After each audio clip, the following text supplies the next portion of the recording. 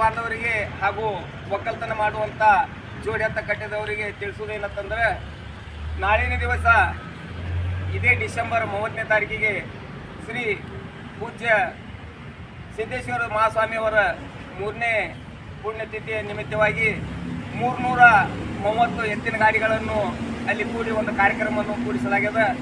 ಆದ ಕಾರಣ ಎಲ್ಲ ರೈತರು ತಮ್ಮ ತಮ್ಮ ಎತ್ತುಗಳನ್ನು ಕೂಡಿಕೊಂಡು ಬಿಜ್ಜರ್ಗಿ ಗ್ರಾಮಕ್ಕೆ ಬರಬೇಕು. ಹಾಗೂ ನಮ್ಮ ತಿಕೋಟ ಗ್ರಾಮದಿಂದ ಕೂಡ ಎತ್ತಿನ ಗಾಡಿಗಳನ್ನು ಬರುತ್ತಿದ್ದಾವೆ.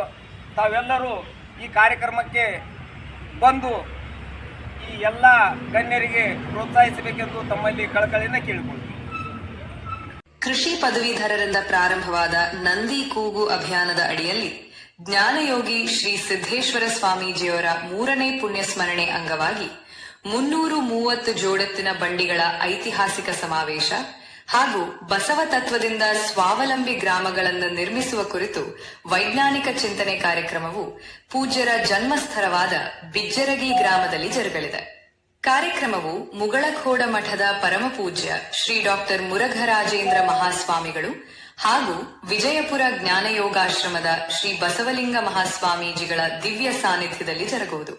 ಇತ್ತೀಚೆಗೆ ರಾಜ್ಯದ ರೈತ ಸಮುದಾಯಕ್ಕೆ ಹೊಸ ಭರವಸೆಯನ್ನು ಮೂಡಿಸಿದ ಯುವ ಸನ್ಯಾಸಿಗಳು ಹಾಗೂ ಕರ್ನಾಟಕ ರಾಜ್ಯ ರೈತ ಸಂಘ ಮತ್ತು ಹಸಿರು ಸೇನೆಯ ಗೌರವಾಧ್ಯಕ್ಷರಾದ ಶ್ರೀ ಶಶಿಕಾಂತ ಗುರುಜಿ ಅವರು ಕಾರ್ಯಕ್ರಮದ ಸಾನ್ನಿಧ್ಯ ವಹಿಸಲಿದ್ದಾರೆ. ಜೋಡೆತ್ತಿನ ಕೃಷಿಯ ಕುರಿತು ವಿಶೇಷ ಒಲವು ಹೊಂದಿರುವ ಕರ್ನಾಟಕ ರಾಜ್ಯ ಕೃಷಿ ತಂತ್ರಜ್ಞರ ಸಂಸ್ಥೆಯ ನಿರ್ದೇಶಕರಾದ ಶ್ರೀ ವೆಂಕನಗೌಡ ಪಾಟೀಲ ಅವರು ಕಾರ್ಯಕ್ರಮದ ಅಧ್ಯಕ್ಷತೆ ವಹಿಸಲಿದ್ದಾರೆ. ಭಾರತೀಯ ಕಿಸಾನ್ ಸಂಘದ ರಾಜ್ಯಾಧ್ಯಕ್ಷರು ಹಾಗೂ ಹಿರಿಯ ರೈತ ಚಿಂತಕರು ಆದ ಶ್ರೀ ಭೀಮಸೇನ ಕೋಕರೆ ಹಾಗೂ ಕರ್ನಾಟಕ ರಾಜ್ಯ ರೈತ ಸಂಘ ಮತ್ತು ಹಸಿರು ಸೇನೆಯ ಅಧ್ಯಕ್ಷರು ಹಾಗೂ ರೈತರ ಆಶಾಕಿರಣವಾದ ಶ್ರೀ ಚುನ್ನಪ್ಪ ಪೂಜಾರಿ ಅವರು ಮುಖ್ಯ ಅತಿಥಿಗಳಾಗಿ ಭಾಗವಹಿಸಲಿದ್ದಾರೆ. ಕೀನ್ಯಾ ದೇಶದಲ್ಲಿ ಬೃಹತ್ ಕೃಷಿ ಉದ್ದಿಮೆ ಸ್ಥಾಪಿಸುವುದರ ಜೊತೆಗೆ ನಂದಿ ಸಂತತಿ ರಕ್ಷಣೆಯಲ್ಲಿ ಹೆಸರುವಾಸಿಯಾಗಿರುವ ಶ್ರೀ ಮಲ್ಲಿಕಾರ್ಜುನ ಕೋರಿ ಅವರು ಬಸವ ತತ್ವದಿಂದ ಸ್ವಾವಲಂಬಿ ಗ್ರಾಮ ನಿರ್ಮಿಸುವ ಕುರಿತು ವಿಶೇಷ ಉಪನ್ಯಾಸ ನೀಡಲಿದ್ದಾರೆ. ಜೋಡೆತ್ತಿನ ರೈತರ ಶ್ರಮಕ್ಕೆ ತಕ್ಕ ಬೆಲೆ ನೀಡುವ ಕಾನೂನು ಹಾಗೂ ಯೋಜನೆಗಳನ್ನು ಜಾರಿಗೆ ತಂದು ಪ್ರತಿ ಗ್ರಾಮಗಳನ್ನು ಸ್ವಾವಲಂಬಿಗೊಳಿಸುವ ಕುರಿತು ವೈಜ್ಞಾನಿಕ ಚಿಂತನೆಯು ಸಮಾವೇಶದಲ್ಲಿ ಜರುಗುವುದು. ಕಾರ್ಯಕ್ರಮವು ವಿಜಯಪುರ ಜಿಲ್ಲೆಯ ತಿಕೋಟ ತಾಲೂಕಿನ ಬಿಜ್ಜರಗಿ ಗ್ರಾಮದ ಶ್ರೀ ಸನ್ಯಾಸಪ್ಪನ ಮಠದಲ್ಲಿ ಮುಂಜಾನೆ 10 ಗಂಟೆಗೆ ಜರುಗಲಿದೆ. ಆದ ಕಾರಣ ರೈತರು, ಎತ್ತುಗಳ ಅಭಿಮಾನಿಗಳು ಹಾಗೂ ನಂದಿ ದೇವರ ಭಕ್ತರು ಕಾರ್ಯಕ್ರಮಕ್ಕೆ ಆಗಮಿಸಲು ನಂದಿ ಕೂಗು ಅಭಿಯಾನದ ಸ್ವಯಂ ಸೇವಕರ ಪರವಾಗಿ ಕೋರಿಕೊಳ್ಳುತ್ತೇವೆ. ಹೆಚ್ಚಿನ ಮಾಹಿತಿಗಾಗಿ ಸಂಪರ್ಕಿಸಿ 88843905998 ಅಥವಾ 7676576803. ಎಲ್ಲರಿಗೂ ನಮಸ್ಕಾರ. ನಮ್ಮ ಹಳ್ಳಿಗಳು ಇಂದು ಎದುರಿಸುತ್ತಿರುವ ಸಮಸ್ಯೆಗಳಿಗೆ ಪರಿಹಾರ ಬಹುಶಃ ನಮ್ಮ ಹಳೆಯ ಪದ್ಧತಿಗಳಲ್ಲೇ ಅಡಗಿರಬಹುದು ಅಂದ್ರೆ ನಂಬ್ತೀರಾ? ಹೌದು, ಇಂದು ನಾವು ಬಸವ ತತ್ವದ ಮೂಲಕ ಗ್ರಾಮೀಣ ಸ್ವಾವಲಂಬನೆಯನ್ನು ಹೇಗೆ ಮರಳಿ ಪಡೆಯಬಹುದು ಅನ್ನೋ ಒಂದು ಅದ್ಭುತ ಯೋಜನೆ ಬಗ್ಗೆ ತಿಳಿದುಕೊಳ್ಳೋಣ. ಬನ್ನಿ ಶುರು ಮಾಡೋಣ. ಈಗ ನೀವ್ ನೋಡ್ತಾ ಇರೋ ಈ ಚಿತ್ರ ಕೇವಲ ಒಂದು ಚಿತ್ರ ಅಷ್ಟೇ ಅಲ್ಲ, ಇದು ಇವತ್ತಿನ ನಮ್ಮ ಗ್ರಾಮೀಣ ಭಾರತದ ಒಂದು ಕಠೋರ ವಾಸ್ತವ. ದಿನೇ ದಿನೇ ಹೆಚ್ಚುತ್ತಿರುವ ರೈತರ ಆತ್ಮಹತ್ಯೆ, ಬೆಟ್ಟದಷ್ಟು ಬೆಳೆಯುವ ಸಾಲ, ಮತ್ತೆ ಪ್ರತಿಯೊಂದಕ್ಕೂ ಬೇರೆಯವರ ಮೇಲೆ ಅವಲಂಬಿತರಾಗಬೇಕಾದ ಅನಿವಾರ್ಯತೆ, ಈ ಒಂದು ವಿಷವರ್ತುಲ ಇದೆಯಲ್ಲ, ಇದು ನಮ್ಮ ಹಳ್ಳಿಗಳನ್ನೇ ಉಸಿರುಗಟ್ಟಿಸ್ತಿದೆ. ಹಾಗಾದ್ರೆ ನಮ್ಮ ಹಳ್ಳಿಗಳು ಈ ಪರಿಸ್ಥಿತಿಗೆ ಬಂದು ತಲುಪಿದ್ದು ಹೇಗೆ? ಒಂದು ಕಾಲದಲ್ಲಿ ಸ್ವಾವಲಂಬಿ ಆಗಿದ್ದ ಗ್ರಾಮಗಳು ಇವತ್ತು ಯಾಕೆ ಈ ರೀತಿ ಪರಾವಲಂಬಿಯಾಗಿವೆ? ಬನ್ನಿ ಇದರ ಹಿಂದಿನ ಕಾರಣಗಳನ್ನ ಒಂದೊಂದಾಗಿ ನೋಡೋಣ. ನೋಡಿ, ಈ ಒಂದು ಬದಲಾವಣೆಯೇ ನಮ್ಮ ಇಡೀ ಕೃಷಿ ವ್ಯವಸ್ಥೆಯ ದಿಕ್ಕನ್ನೇ ಬದಲಾಯಿಸಿದ್ದು. ಎಲ್ಲೋ ಒಂದು ಕಡೆ ಎತ್ತುಗಳ ಗೆಜ್ಜೆಯ ಸದ್ದಿನ ಜಾಗದಲ್ಲಿ ಇಂದು ಟ್ರ್ಯಾಕ್ಟರ್ನ ಗರ್ಜನೆ ಕೇಳಿಬರ್ತಿದೆ. ನಾವು ಜೋಡೆತ್ತಿನ ಕೃಷಿಯಿಂದ ತೈಲ ತತ್ವಕ್ಕೆ ಜಿಗಿದಿದ್ದೇವೆ.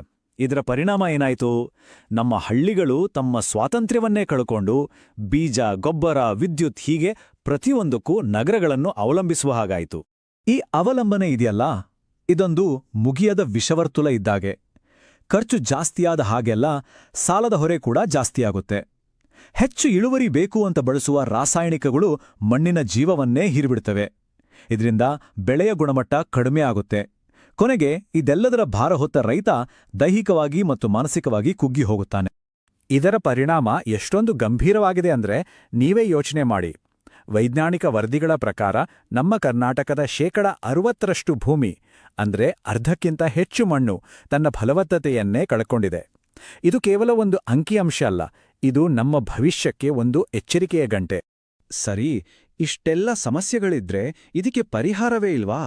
ಖಂಡಿತ ಇದೆ. ಆ ಪರಿಹಾರ ನಮ್ಮ ಇತಿಹಾಸದಲ್ಲೇ ಅಡಗಿದೆ. ಅದೇ ಬಸವ ತತ್ವ. ಇದು ಕೇವಲ ಕೃಷಿ ಅಲ್ಲ, ಬದಲಿಗೆ ಒಂದು ಸಮೃದ್ಧ ಜೀವನ ದೃಷ್ಟಿಕೋನ. ಬಸವ ತತ್ವ ಅನ್ನೋದು ಈ ಪರಿಹಾರದ ಹೃದಯ ಇದ್ದ ಹಾಗೆ. ಇದು ಕೇವಲ ಭೂಮಿ ಉಳುವ ತಂತ್ರ ಅಲ್ಲ, ಬದಲಿಗೆ ಇದು ಬದುಕನ್ನು ಕಟ್ಟುವ ತತ್ವ. ದುಡಿಮೆಯೇ ದೇವರು ಅನ್ನೋ ಕಾಯಕ ಮತ್ತು ಹಂಚಿ ತಿನ್ನುವ ದಾಸೋಹದ ಜೊತೆಗೆ ಗಾಳಿ, ನೀರು, ಭೂಮಿ, ಅಗ್ನಿ, ಆಕಾಶ ಅನ್ನೋ ಪಂಚಮಹಾಭೂತಗಳನ್ನ ಗೌರವಿಸದೆ ಇದರ ಮೂಲ ಸಿದ್ಧಾಂತ. ಸರಿ, ಈ ಅದ್ಭುತ ತತ್ವವನ್ನ ನಿಜ ಜೀವನದಲ್ಲಿ ಜಾರಿಗೆ ತರೋದು ಹೇಗೆ? ಬರೀ ಮಾತು ಸಾಕಾಗಲ್ಲ ಅಲ್ವಾ? ಒಂದು ಖಚಿತವಾದ ಯೋಜನೆ ಬೇಕು. ಆ ಸ್ವಾವಲಂಬನೆಯ ಹಾದಿ ಹೇಗಿದೆ ಅಂತ ಈಗ ನೋಡೋಣ. ಈ ಯೋಜನೆಗೆ 2 ಪ್ರಮುಖ ಆಧಾರ ಸ್ತಂಭಗಳಿವೆ. ಮೊದಲನೇದು, ಜೋಡೆತ್ತುಗಳನ್ನ ಬಳಸಿ ಕೃಷಿ ಮಾಡೋ ರೈತರಿಗೆ ನೇರ ಆರ್ಥಿಕ ಬೆಂಬಲ. ಎರಡನೇದು, ನಮ್ಮ ಹಳೆಯ ನಂದಿ ಶಕ್ತಿಯನ್ನ ಹೊಸ ತಂತ್ರಜ್ಞಾನದೊಂದಿಗೆ ಬೆಸೆಯುವುದು. ಅಂದ್ರೆ ಸಂಪ್ರದಾಯ ಮತ್ತು ತಂತ್ರಜ್ಞಾನದ ಒಂದು ಅದ್ಭುತ ಸಂಗಮ ಅಂತಾನೆ ಹೇಳ್ಬೋದು. ಈ ಯೋಜನೆಯಲ್ಲಿ ಒಂದು ಸ್ಪಷ್ಟವಾದ ಆರ್ಥಿಕ ನೆರವಿನ ಪ್ರಸ್ತಾಪವಿದೆ. ಸಾಂಪ್ರದಾಯಿಕ ಪದ್ಧತಿಯನ್ನು ಉಳಿಸಲು ಮುಂದಾಗುವ ಪ್ರತಿ ರೈತನಿಗೂ ಪ್ರತಿ ತಿಂಗಳು 11,000 ರೂಪಾಯಿಗಳ ಪ್ರೋತ್ಸಾಹ ಧನ ನೀಡುವುದು. ಇದು ರೈತನನ್ನು ಸಾಲದಿಂದ ದೂರವಿಟ್ಟು ಸ್ವಾಭಿಮಾನದಿಂದ ಬದುಕಲು ಪ್ರೇರೇಪಿಸುತ್ತದೆ. ಇನ್ನು ಎರಡನೇ ಹಂತವಂತೂ ಇನ್ನೂ ಅದ್ಭುತವಾಗಿದೆ. ಇಲ್ಲಿ ತಂತ್ರಜ್ಞಾನ ನಮ್ಮ ಸಂಪ್ರದಾಯಕ್ಕೆ ಶಕ್ತಿ ತುಂಬುತ್ತೆ. ಯೋಚನೆ ಮಾಡಿ, ಎತ್ತುಗಳ ಶಕ್ತಿಯಿಂದಲೇ ವಿದ್ಯುತ್ ಉತ್ಪಾದನೆ, ಅಡುಗೆಗೆ ಬೇಕಾದ ಜೈವಿಕ ಅನಿಲ, ಭೂಮಿಗೆ ಬೇಕಾದ ಅತ್ಯುತ್ತಮ ಗೊಬ್ಬರ ಮತ್ತೆ ನಮ್ಮ ಆರೋಗ್ಯಕ್ಕೆ ಬೇಕಾದ ನೈಸರ್ಗಿಕ ಔಷಧಿಗಳು. ಒಂದೇ ವ್ಯವಸ್ಥೆಯಿಂದ ಎಷ್ಟೆಲ್ಲ ಲಾಭ ಅಲ್ವಾ? ಈ ವ್ಯವಸ್ಥೆಯ ಲಾಭಗಳು ಕೇವಲ ಹೊಲಕ್ಕೆ ಸೀಮಿತವಾಗಿಲ್ಲ. ಇದು ನಮ್ಮ ಪರಿಸರ, ಸಮಾಜ ಮತ್ತು ಸಂಸ್ಕೃತಿಯ ಮೇಲೆ ಹೇಗೆಲ್ಲ ಸಕಾರಾತ್ಮಕ ಪರಿಣಾಮ ಬೀರುತ್ತೆ ಅಂತ ನೋಡಿದ್ರೆ ನಿಜಕ್ಕೂ ಆಶ್ಚರ್ಯ ಆಗುತ್ತೆ. ಬನ್ನಿ, ಆ 11 ಲಾಭಗಳಲ್ಲಿ ಕೆಲವನ್ನ ಈಗ ನೋಡೋಣ. ಮೊದಲ ಮತ್ತು ಅತಿ ದೊಡ್ಡ ಲಾಭ ಪರಿಸರಕ್ಕೆ. ಒಂದು ಹಿಡೀ ದೇಶಿ ಹಸುವಿನ ಸಗಣಿಯಲ್ಲಿ ಕೋಟ್ಯಾಂತರ ಸೂಕ್ಷ್ಮ ಜೀವಿಗಳಿರ್ತವೆ ಅಂದ್ರೆ ನಂಬುತ್ತೀರಾ? ಇವು ಮಣ್ಣನ್ನು ಪುನಶ್ಚೇತನಗೊಳಿಸುತ್ತವೆ, ನೀರನ್ನು ಹಿಡಿದಿಟ್ಟುಕೊಳ್ಳುತ್ತವೆ, ಜೀವವೈವಿಧ್ಯವನ್ನು ಕಾಪಾಡುತ್ತವೆ. ಕೊನೆಗೆ ನಮ್ಮ ತಟ್ಟೆಗೆ ಬರುವ ಆಹಾರ ಕೂಡ ಆರೋಗ್ಯಕರವಾಗಿರುತ್ತದೆ. ಇದು ಕೇವಲ ಪರಿಸರವಷ್ಟೇ ಅಲ್ಲ, ನಮ್ಮ ಸಮಾಜದ ಬುಡವನ್ನೇ ಗಟ್ಟಿ ಮಾಡುತ್ತೆ. ದೇಶಿ ತಳಿಗಳು ಉಳಿಯುತ್ತವೆ, ಅವಿಭಕ್ತ ಕುಟುಂಬಗಳು ಮತ್ತೆ ಚಿಗುರುತ್ತವೆ. ಅಷ್ಟೇ ಅಲ್ಲ, ಹಳ್ಳಿಗಳಲ್ಲಿ ಬಡಗಿ, ಕಮ್ಮರರಂತಹ ವೃತ್ತಿಗಳಿಗೆ ಮತ್ತೆ ಜೀವ ಬರುತ್ತೆ. ಇಲ್ಲಿ ಒಂದು ಬಲವಾದ ವಾದ ಕೂಡ ಇದೆ. ಸ್ವಾವಲಂಬಿ ರೈತನೇ ಭಾರತದ ಪ್ರಜಾಪ್ರಭುತ್ವದ ನಿಜವಾದ ರಕ್ಷಕ ಅಂತ. ಅಷ್ಟೇ ಅಲ್ಲ, ಇದು ನಮ್ಮ ಸಂಸ್ಕೃತಿಯ ಬೇರುಗಳನ್ನ ಕೂಡ ರಕ್ಷಿಸುತ್ತೆ. ರೈತರೇ ನಮ್ಮ ದೇಸಿ ಬೀಜಗಳ ಬೀಜ ಬ್ಯಾಂಕ್ ಆಗ್ತಾರೆ. ನಾವು ಆಚರಿಸುವ ಬಹುತೇಕ ಹಬ್ಬ ಹರಿದಿನಗಳು ಕೃಷಿಯೊಂದಿಗೆ ಬೆಸೆದುಕೊಂಡಿವೆ. ಎಲ್ಲಕ್ಕಿಂತ ಹೆಚ್ಚಾಗಿ ಮುಂದಿನ ಪೀಳಿಗೆಗೆ ಒಂದು ಉತ್ತಮವಾದ ಭೂಮಿಯನ್ನು ಬಿಟ್ಟುಕೊಡುವುದಕ್ಕಿಂತ ದೊಡ್ಡ ಧರ್ಮ ಬೇರೆ ಏನಿದೆ? ಇಷ್ಟೆಲ್ಲ ಅದ್ಭುತ ಪ್ರಯೋಜನಗಳಿರುವಾಗ ಇದನ್ನು ಕಾರ್ಯರೂಪಕ್ಕೆ ತರೋದು ಹೇಗೆ? ಮುಂದಿನ ದಾರಿ ಯಾವುದು? ಈ ದೊಡ್ಡ ಜವಾಬ್ದಾರಿಯನ್ನು ಹೊರಬೇಕಾದವರು ಯಾರು? ಬನ್ನಿ, ಈ ಪ್ರಶ್ನೆಗಳಿಗೆ ಉತ್ತರ ನೋಡೋಣ. ಈ ದೊಡ್ಡ ಬದಲಾವಣೆ ಅನ್ನೋದು ಒಬ್ರಿಂದ ಸಾಧ್ಯವಿಲ್ಲ. ಅದಕ್ಕೆ ಬೇಕಿರೋದು ಒಂದು ಒಗ್ಗಟ್ಟಿನ ಪ್ರಯತ್ನ. ರೈತರು, ಕೈಗಾರಿಕೋದ್ಯಮಿಗಳು, ರಾಜಕೀಯ ನಾಯಕರು ಮತ್ತು ಧಾರ್ಮಿಕ ಮುಖಂಡರು ಎಲ್ರೂ ಒಂದಾಗಿ ಈ ಮಹತ್ ಕಾರ್ಯಕ್ಕೆ ಕೈಜೋಡಿಸಬೇಕು. ಹಾಗಾದ್ರೆ ಅಂತಿಮವಾಗಿ ಒಂದು ಪ್ರಶ್ನೆ ಉಳಿಯುತ್ತೆ.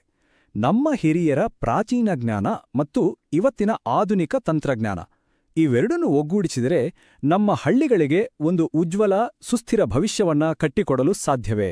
ಈ ಬಗ್ಗೆ ಖಂಡಿತ ಯೋಚಿಸಿ. ಎಲ್ಲರಿಗೂ ಧನ್ಯವಾದಗಳು. ಕೋಟಿ ದೇವತೆ ದೇಹ ಸೇರಿದೆ ನಿನ್ನ ತನುವಿದು ಆಲಯ. ನಂದಿ ಎನ್ನುವ ಪೂಜ್ಯ ದೇವತೆ ನಿನ್ನ ನೆಲೆ ಶಿವಾಲಯ.